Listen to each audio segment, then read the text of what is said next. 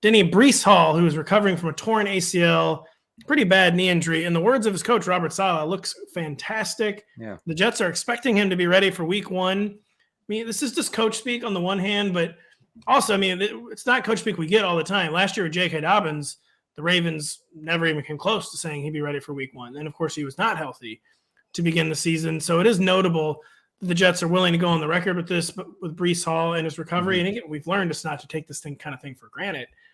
So it does seem like very good news, but do we still need to be, circumspect, cautious, and not get ahead of ourselves, basically drafting Breece Hall coming off a torn ACL?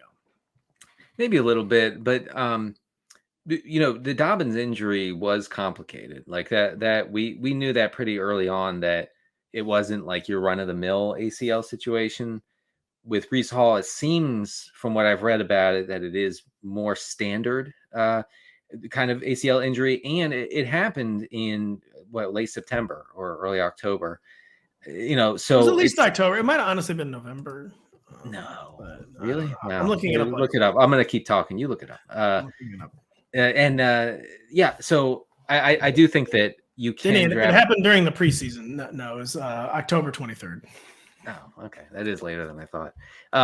But I do want to say that Breece Hall, as listeners know, was excellent in his limited time in his 6 weeks of the regular season. Led all running backs in yards before contact per carry, was top 15 in yards after contact per carry, and second behind only Derrick Henry in yards per route run, which once again raises the question, why is Derrick Henry not catching more passes? Anyway.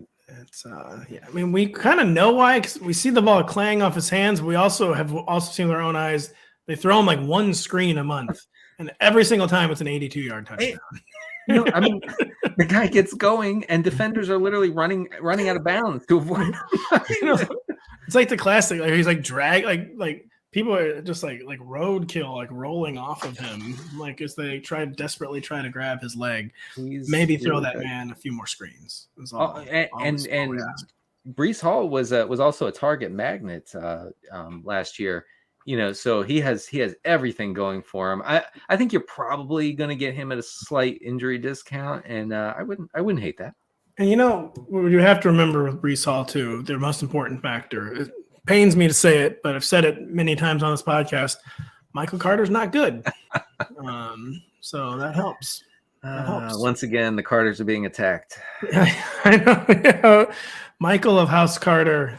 It's not very good. It's a shame. Yeah, I do have to concede. Michael Carter is probably not good. So probably not good. We're gonna go forward with that understanding into 2023. So my final word on Breece Hall would be: it is coach speak, but been reading coach speak for over a decade here at Rotoworld. There are all sorts of different flavors of it, and it is notable when it's April and the coach is actually willing to say they'll be out there week 1, because a lot of times, even when it's clear they're going to be, they won't say that. So very, very notable that Robert Saleh had enough confidence to say that about what we hope is his starting running back in 2023.